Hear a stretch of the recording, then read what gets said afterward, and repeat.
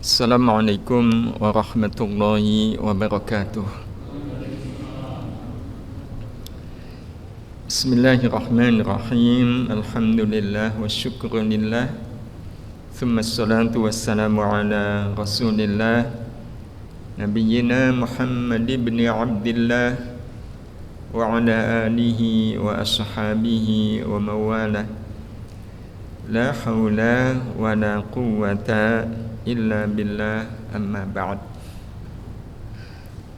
Bapak Ibu jamaah Ashar Masjid Salahuddin yang dirahmati Allah, tema kajian tazkiyah kita di sore hari ini kita ingin bahas tentang bagaimana kita merawat logika jiwa.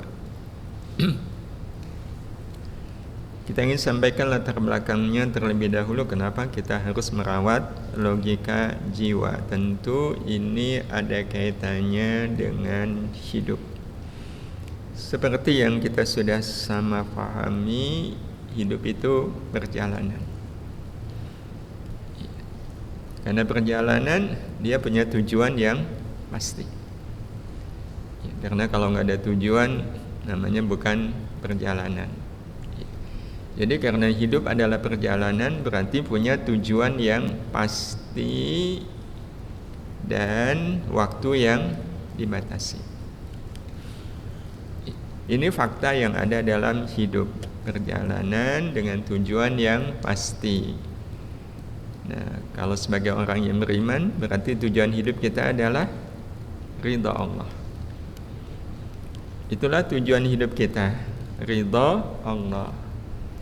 Nah, berarti untuk bisa sampai pada ridha Allah itu, karena waktunya dibatasi, berarti harus sudah sampai sebelum waktunya berakhir. Maka inilah prinsip yang kita pegangi betul dalam hidup, harus sampai sebelum waktunya berakhir. Ya, sebab kalau belum sampai waktunya berakhir itu masalah. Berarti orang-orang seperti ini dia meninggal dalam keadaan belum mendapatkan ridha Allah. Ya, karena tujuan hidup itu ridha Allah. Waktunya dibatasi. Ini dibatasi oleh umur. Sampai habis umur dia belum sampai, itu kan sama dengan dia meninggal dalam keadaan Allah tidak ridha. Dia meninggal dalam keadaan belum mendapatkan ridha Allah Subhanahu wa taala. Maka itu pasti akan menjadi masalah. Nah, karena itu prinsip ini betul-betul harus kita pegangi. Nah, bagaimana caranya agar kita bisa sampai sebelum waktunya berakhir? Nah, ini yang kita kemudian pahami. Ya, karena hidup adalah perjalanan, berarti hidup ini harus dijalani. Nah, kita menjalaninya pakai apa? Ternyata hidup tidak bisa dijalani tanpa logika. Jadi kalau kita perhatikan, semua yang kita lakukan dalam hidup ini pasti ada logikanya. Ya, sebagai satu bukti, siapa yang paling jauh dari tempat kita saat ini? Mas Fakih. Magelang. Ada yang lebih dari Magelang? Ya. Mas Fakih, kesini naik apa? Pakai apa? Kendaraan. Kenapa nggak jalan kaki aja Mas Fakih? Sebenarnya bisa nggak jalan kaki? Bisa. Tapi logikanya nggak nyampe. Iya, nggak logis kan berarti nggak pakai logika. Tapi kalau seandainya ada di antara Bapak Ibu yang rumahnya dekat di sini, rumahnya di sebelah situ misalnya, logikanya ke sini pakai apa? Jalan kaki. Kenapa nggak pakai mobil, nggak pakai kendaraan, nggak pakai motor? Lo ngapain? Mau dekat. Itu kan menunjukkan bahwa ternyata hidup ini pasti ada logikanya. Ya. Nah, karena hidup tidak bisa dijalani tanpa logika, maka ya ini agak mengulang sejenak agar kita bisa ada ketersambungan. Nah, pertanyaannya, selama ini dengan logika apakah kita menjalani hidup? Kenapa harus ada pertanyaan seperti ini? Karena ternyata logika itu ada 4. Logika itu nggak cuma 1. Logika itu ada 4. Apa 4 itu? Masih ingat Bapak Ibu? Oh, sayangnya hari ini nggak ujian ya. Kalau ujian ya bisa naik pangkat nih. Ya, Bapak Ibu, logika itu ada 4, yaitu logika nafsu, akal, hati, dan jiwa. Dan ini sesuatu yang pasti. Kenapa? Karena semua kita pasti punya nafsu, punya akal, punya hati, dan punya jiwa. Dan kalau kita perhatikan keempatnya itu punya logika sendiri-sendiri. Logika nafsu, masih ingat, adalah logika yang didasarkan pada kesenangan dunia. Logika yang orientasinya adalah kesenangan dunia. Kalau akal, keuntungan dunia. Kalau hati itu pakai perasaan, suka atau tidak suka, senang atau tidak senang, atau kalau istilah anak sekarang mood. Kalau lagi mood dia berbuat, kalau nggak mood enggak. Bapak Ibu pernah nggak semangat sekali baca Quran? Pernah nggak males banget baca Quran? Kalau pernah, nah itu berarti besar kemungkinan selama ini kita baca Quran pakai logika hati. Nah, kalau logika jiwa adalah logika yang didasarkan pada Allah dan akhirat. Kenapa? Karena jiwa punya riwayat pernah hidup dekat dengan Allah. Kapan? Waktu jiwa belum dimasukkan oleh Allah ke dalam raga. Bukankah Allah menciptakan jiwa lebih dahulu? Di zaman azali, zaman dahulu kala. Allah tempatkan jiwa kita di sebuah alam namanya alam akhirat. Berarti bagi jiwa, alam akhirat itu adalah kampung halaman. Maka wajar nggak kalau jiwa itu berpikirnya pakai logika akhirat? Wajar. Dan itulah memang logika jiwa. Hidup dekat dengan Allah, hidup di alam akhirat, ya berarti logika jiwa adalah logika yang didasarkan pada Allah dan akhirat. Sehingga Bapak Ibu yang dirahmati Allah, dari 4 macam logika ini akan sangat mungkin ada 4 orang yang melakukan amal yang sama tapi nilai amalnya berbeda. Salat duha. Ada orang ketika ditanya kenapa salat duha, ya lagi seneng aja. Saya lagi seneng nih salat duha, makanya saya salat duha. Berarti logika apa? Hati. Kenapa rajin salat duha? Kan nanti rezekinya banyak. Berarti logika akal. Iya. Salah nggak? Sebenarnya nggak salah. Iya. Tapi apakah ini yang kita pakai? Nah, itu dia yang kemudian kita perlu memastikan. Kenapa sholat duha? Ya biar semua orang tahu kalau saya rajin sholat duha. Berarti logika nafsu. Kenapa sholat duha? Kan Allah suka.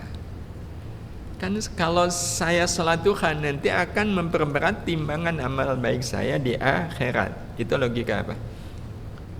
Jiwa. Nah, Bapak Ibu yang dirahmati Allah Subhanahu wa taala, ini yang kita perlu melihat. Berarti selama ini kita lebih banyak menggunakan logika yang mana? Pertanyaannya, apa perlunya kita mengetahui saya selama ini berbuat pakai logika nafsu, akal, hati, dan jiwa? Itu ada kaitan dengan soal prinsip bahwa hidup harus berakhir sebelum hidup harus selesai sebelum berakhir. Ada kaitan. Nah, kaitannya di mana?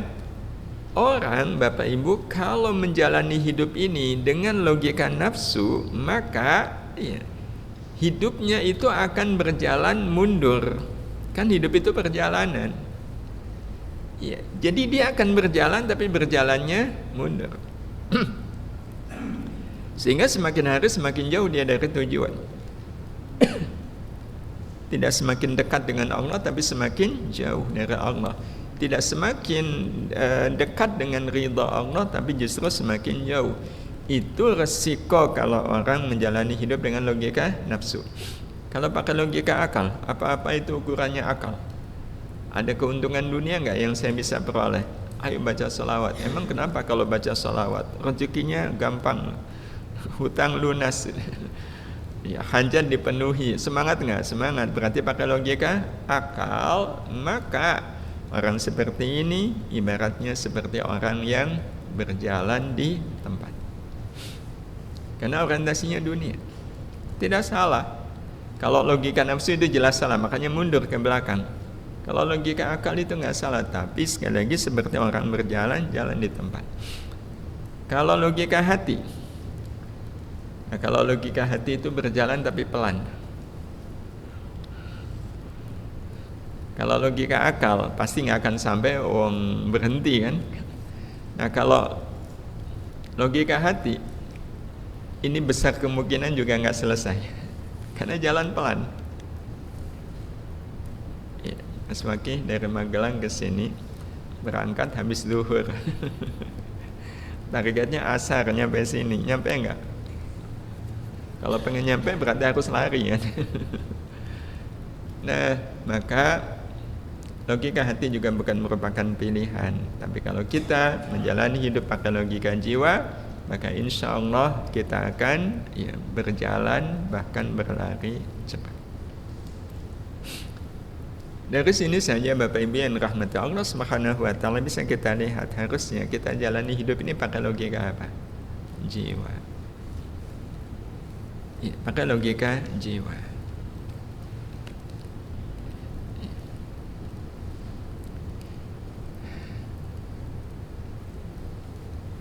Sebagai suami, kita berbuat baik nggak kepada istri, Pak? Ya lah, suami masa nggak baik sama istri. Ya. Sejujurnya selama ini kita berbuat baik sama istri itu pakai logika apa, Bapak Ibu?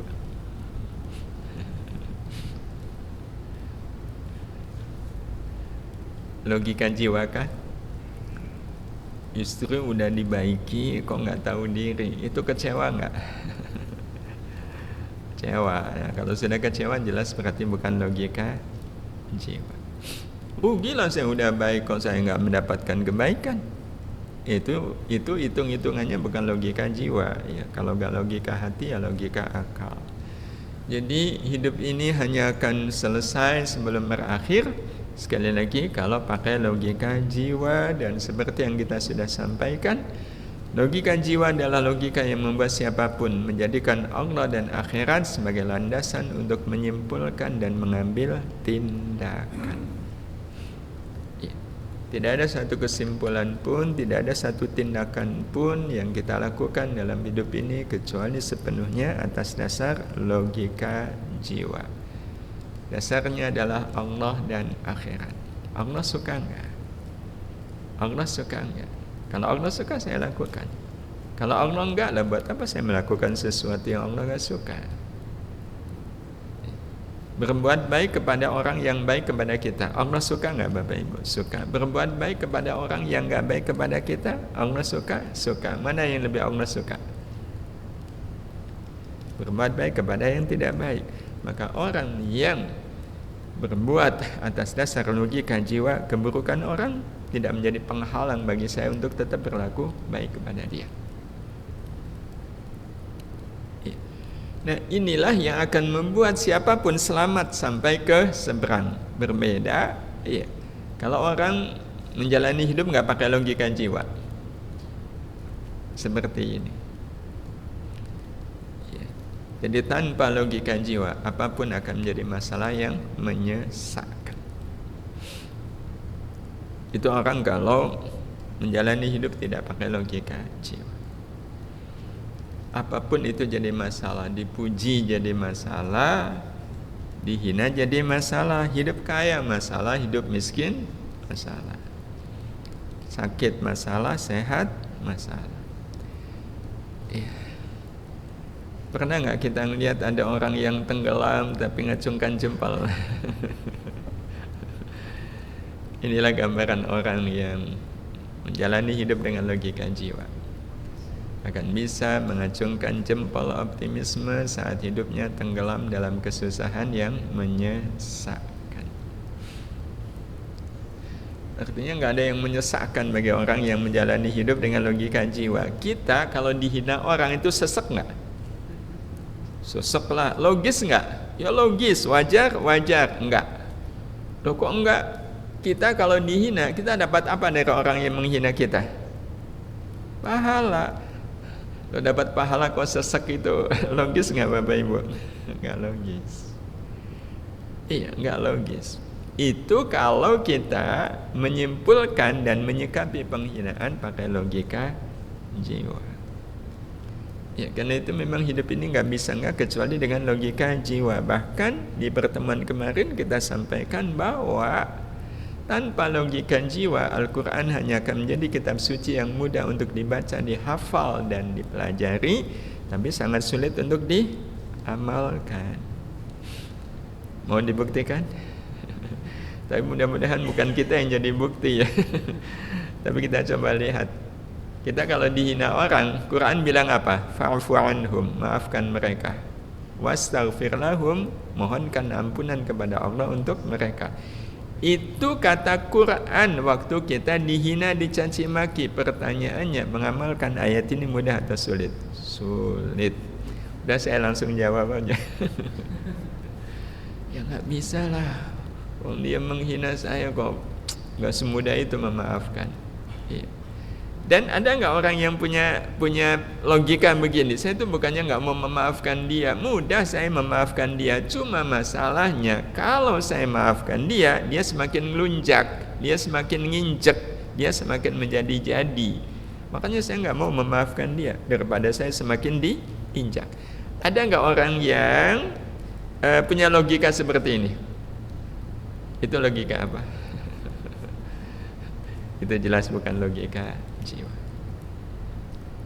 Ya, apalagi kalau seandainya yang dipakai idfa' billati ya ahsan. Balaslah keburukan orang dengan kebaikan. Orang berbuat buruk ke kita, kok kita disuruh berbuat baik ke dia? Logis nggak Bapak Ibu? Banyak yang mengatakan nggak logis lah. Kadang nyari logika logisnya kan. Ini namanya nggak mendidik. Itu sama aja dengan membiarkan dia terus menerus berbuat zalim. Kalau seandainya keburukan dia kemudian dibalas dengan kebaikan. Padahal sekali lagi Bapak Ibu yang dirahmati Allah, kalau kita lihat sunnah kehidupan itu hanya akan bisa dijalani dengan baik dan akan membuat kita selamat sampai tujuan, selesai sebelum berakhir kalau kita menggunakan logika jiwa. Karena kalau Quran sudah mengatakan begini berarti ya inilah hidup. Inilah hidup. Tapi kita memang akan bisa memahami ayat ini kalau kita memahaminya tidak dengan logika jiwa. Ya termasuk kalau soal infak. Kata Allah kalau mau infak, infaklah dari apa yang paling kita sukai. Ini kan ada di Ali Imran ayat 92 awal juz keempat. Mengamalkan ayat ini susah atau mudah? Berat atau ringan? Oh saya masih suka, masa saya kasihkan ke orang lain? Eman-eman lah. Masa baju baru beli harga 2 juta kok saya kasihkan ke orang lain? Ya enggak lah, nanti kalau sudah usang. Berarti menganggap ayat ini ayat yang berat untuk diamalkan, dan itu karena bukan logika jiwa. Sekali lagi Bapak Ibu, tidak ada yang bisa kita pakai logika dalam hidup ini kecuali logika jiwa. Itu akan lebih kelihatan kalau yang kita pakai adalah An-Nisa ayat 19. Wa'ashiruhunna bil ma'ruf. Pergaulilah pasangan hidupmu dengan ma'ruf. Ma'ruf itu artinya baik, tapi baik yang dirasakan oleh hati. Sehingga ayat ini kalau kita terjemahkan bebas memiliki arti baikilah pasangan hidupmu dengan kebaikan yang dirasakan oleh hatinya. Jadi kalau kita berbuat baik kepada pasangan hidup itu harus sampai dirasakan, nyampe ke hati pasangan hidup kita. Jadi bukan kebaikan yang basa-basi. Jadi kalaulah senyum kepada pasangan hidup itu senyum yang dirasakan oleh pasangan hidup kita. Itu makna wa'ashiruhunna bil ma'ruf. Sepintas mengamalkan ayat ini mudah atau sulit? Mudah. Cuma masalahnya Bapak Ibu, yang namanya pasangan hidup, ada nggak yang tidak disukai oleh kita? Ini kalau para ibu, saya nanya Bu, ibu kan punya suami, ada nggak yang tidak ibu sukai dari suami ibu? Kalau ada sih enggak lah, cuma banyak aja. Ya, para suami juga ada nggak yang bapak tidak sukai dari istri? Nah, ketika ada yang tidak disukai dari pasangan hidup kita, mengamalkan ayat ini menjadi sulit. Biar mudah, nah Allah Subhanahu wa taala buka. Iya, dengan Allah melanjutkan ayat ini, fa in karihtumuhunna. Kalau engkau tidak menyukai pasangan hidupmu, fa asa an takrahu syai'a, maka boleh jadi engkau tidak menyukai satu hal. Syai'an, tidak menyukai satu hal yang ada dalam pasangan hidupmu, wa yaj'alallahu fihi, tetapi Allah jadikan di dalam satu hal yang tidak kalian sukai itu, Allah jadikan khairan katsir. Berarti kalau seandainya ada satu hal dari pasangan hidup kita yang tidak kita sukai, kata Allah, di dalam satu hal yang tidak disukai itu ada khairan katsir. Itu kalau satu yang tidak disukai. Nah, kalau yang tidak disukai dua, berarti khairan katsiranya pangkat 2. Kalau ada 3 yang tidak disukai, berarti khairan katsiranya pangkat 3. Berarti semakin banyak yang tidak disukai dari pasangan hidup kita, itu semakin baik atau semakin tidak baik bagi kita?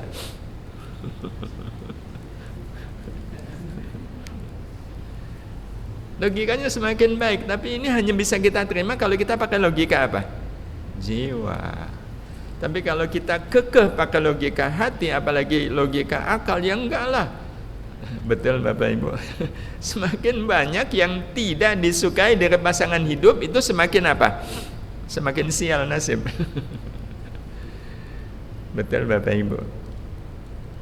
Logikanya, kalau ayat ini kita pakai, siapa sebenarnya suami yang lebih beruntung? Siapa suami yang lebih beruntung? Yang tidak disukai cuma satu atau yang tidak disukai banyak?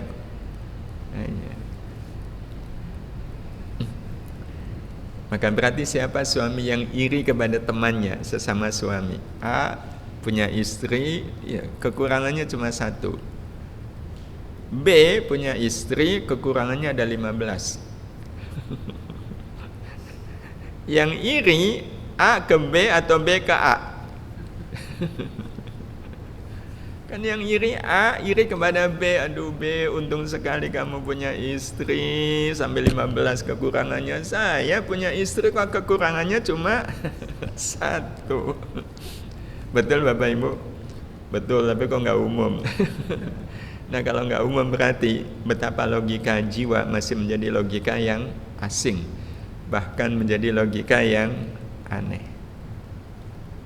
Ya, padahal kalau pakai ayat ini justru malah A iri sama B, bukan B iri sama A. Iya, jadi kalau seandainya ibu ya dimarahi 1 kali oleh suami, berarti dapat berapa? Dapat apa? Khairan katsira. Belum 5 menit suami marah lagi. Berarti dapat apa? Khairan katsira. Nggak nyampe 3 menit, gara-gara pas nyuci piring, sendoknya jatuh, suami marah. Nggak tahu ini suami bahan bakunya apa, gampang marah gitu. Tapi kan itu khairan katsira, marah lagi khairan katsira, khairan katsira, khairan katsira. Betul nggak Bapak Ibu? Betul. Tapi untuk percaya bahwa dalam satu keburukan ada khairan katsira, untuk percaya berarti butuh apa? Butuh apa lagi kalau nggak butuh iman? Nah, karena itu Bapak Ibu yang dirahmati Allah, logika jiwa adalah logika yang didasarkan pada iman kepada Allah. Jadi berbanding lurus. Berbanding lurus. Ya, semakin kuat iman seseorang kepada Allah, semakin kuat logika jiwanya. Ya, tapi kalau imannya iman yang iman-imanan, Ya, logika jiwanya juga ya logika jiwa-jiwaan.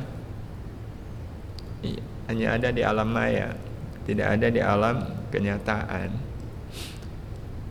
Sebagai contoh, nah ini sekaligus kita coba pengen lihat ya, iman kita iman beneran atau iman-imanan? Kita coba pastikan terlebih dahulu ya, Bapak Ibu. Sebagai orang yang beriman, inginkah amal baik kita dibalas Allah?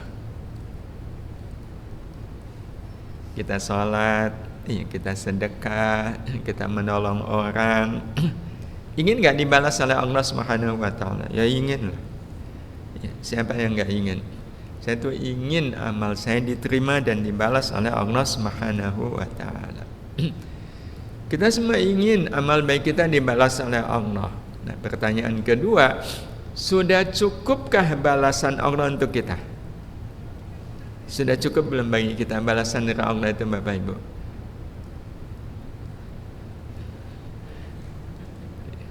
Kalau bilang belum cukup, berarti sama dengan Allah punya kekurangan. Betul? Ya, maka tidak ada jawaban dari sudah cukupkah balasan Allah untuk kita, ya kita akan mengatakan cukup. Sudah cukup, bahkan lebih dari cukup. Kalau betul balasan dari Allah itu cukup, nah pertanyaan ketiga, kecewakah kita kalau kebaikan kita kepada seseorang tidak berbalas kebaikan? Udah baik kok nggak dibalas. Iya. Orang kok nggak mengapresiasi kerja-kerja saya. Ada nggak orang yang kecewa, Bapak Ibu? Atau kalau saya ganti pertanyaannya, kalau kecewa wajar nggak? Kalau kecewa wajar nggak? Ya wajar lah. Iya, saya udah mengorbankan diri saya sendiri, dia kok ya Allah jangankan membalas, terima kasih aja. Enggak, gimana saya nggak kecewa? Nah berarti imannya cacat nggak, Bapak Ibu? Cacat. Karena sama dengan dia menganggap bahwa balasan dari Allah itu masih kurang. Kecewanya kita ketika kebaikan kita tidak dibalas oleh teman kita, saudara kita, atau siapa yang kita baiki, itu tanda bahwa kita belum merasa cukup balasan dari Allah. Kalau belum merasa cukup balasan dari Allah, sama dengan orang seperti ini punya anggapan bahwa balasan dari Allah itu kurang. Nah karena itu Bapak Ibu, utuh tidaknya logika jiwa sangat bergantung pada utuh tidaknya iman seseorang. Tentu kita semua menginginkan iman kita iman yang utuh. Nah seperti apa iman yang utuh itu? Hadirin hadirah yang dirahmati Allah Subhanahu wa Ta'ala, kita harus punya narasi yang benar tentang iman. Itu syaratnya. Karena banyak orang yang menarasikan iman itu dengan narasi yang gak utuh. Nah sebuah narasi akan dikatakan utuh setidaknya kalau ada 2 event di dalamnya. Kalau cuma ada 1 event, itu tidak bisa disebut sebagai narasi yang baik. Ya, sebagai contoh, kita sebagai anak bangsa kan sering mengumandangkan narasi Indonesia itu negara besar. Itu narasi bukan? Narasi. Tapi ini sudah utuh belum? Belum. Memang Indonesia ini negara besar. Nah kalau sudah besar terus ngapain? Itu kan berarti masih mengundang pertanyaan. Emang kalau bangsa ini bangsa yang besar ngapain? Apanya yang besar? Korupsinya. Itu kan jadi akan mengundang salah paham. Nah karena itu sama Bapak Ibu, iman, narasi yang benar, itu tidak cukup hanya 1 event. Selama ini kadang kita memahami iman itu dengan narasi rasa percaya kepada Allah.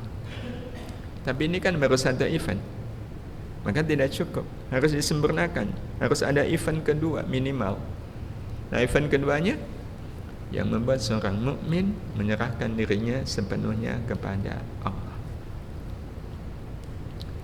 Inilah iman yang sesungguhnya. Jadi nggak cuma sekedar percaya kepada Allah. Saya percaya kepada Allah. Nah, kalau udah percaya ngapain? Ya, saya akan serahkan diri saya sepenuhnya kepada Allah. Menyerahkan dirinya kepada Allah. Jadi kalau seandainya ada orang yang imannya hanya sekedar percaya kepada Allah, percaya Allah yang menciptakan, percaya Allah itu maha melihat, percaya Allah yang memberi rezeki, tapi titik, ya berarti dia baru belum an.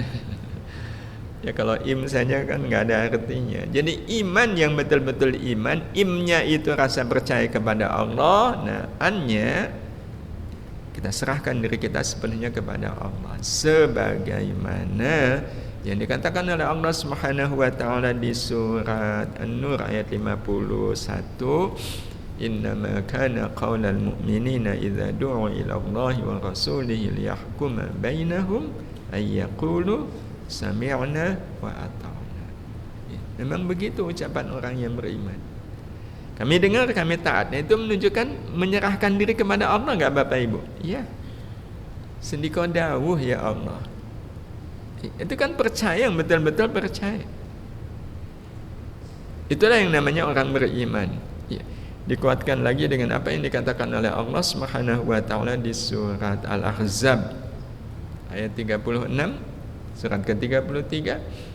Wa ma kana lil mu'mini wa la mu'minatin idza qadallahu wa rasuluhu amran ay yakuna lahumul khiyaratu min amrihim. Enggak patut kata Allah, mukmin laki-laki, mukmin perempuan, Allah sudah menetapkan dan rasulnya satu perkara, dia punya pilihan yang lain yang bukan dipilihkan oleh Allah dan rasulnya. Itu sebuah kedurhakaan, dan orang yang durhaka kepada Allah faqad dhalla dhalalan mubina, sudah sesat dengan kesesatan yang nyata. Nah, Bapak Ibu yang dirahmati Allah, berarti siapapun kita harus menjadikan dua ayat ini sebagai pegangan. Bagaimana iman kita sampai di An-Nur 51 dan Al-Ahzab ayat 36 ini. Allah memutuskan gosip itu boleh atau enggak boleh? Ya udah, sami'na wa ata'na. Pak jenengan kok nggak pernah ngegosip sih? Padahal biasanya suka ngegosip. Iya, kemarin saya ikut pengajian, ternyata ngegosip itu nggak boleh. Ya udahlah, saya kan iman. Orang iman itu kan sami'na wa ata'na. Ya makanya habis ini. Cuma kalau Bapak nggak ikut ngegosip itu kayaknya nggak sedap deh. Soalnya ya, ahlinya itu Bapak, ya itu kan dulu saya udah kapok deh. Ya, maka sebagai tembusannya saya malah mengajak Bapak Ibu semua udahlah nggak usah ngegosip, nanti berat tanggung jawabnya. Ya, minimal imannya kan dipertanyakan. Allah bilang nggak boleh, ya, kita membolehkan. Hadirin hadirah yang dirahmati Allah, ini yang nanti akan kita bahas. Bagaimana caranya iman kita sampai pada narasi percaya kepada Allah, dan kemudian kita serahkan diri kita, hidup kita sepenuhnya, pokoknya terserah apa kata Allah Subhanahu wa taala. Iman seperti inilah yang akan menjadikan hidup kita hidup yang kita jalani dengan logika jiwa. Waktu yang membatasi kita, Bapak Ibu, mohon maaf. Ada pertanyaan? Pertanyaannya bagaimana caranya agar iman saya sampai ke sini? Kalau itu pertanyaannya kita jawab insyaallah di pertemuan yang akan datang. Terima kasih Bapak Ibu. Mohon maaf atas segala khilaf. Mudah-mudahan bermanfaat. Hadani Allah wa iyyakum ajma'in. Kita akhiri. Subhanakallahumma bihamdika asyhadu an la ilaha illa anta astaghfiruka wa atubu ilaik. Assalamualaikum warahmatullahi wabarakatuh.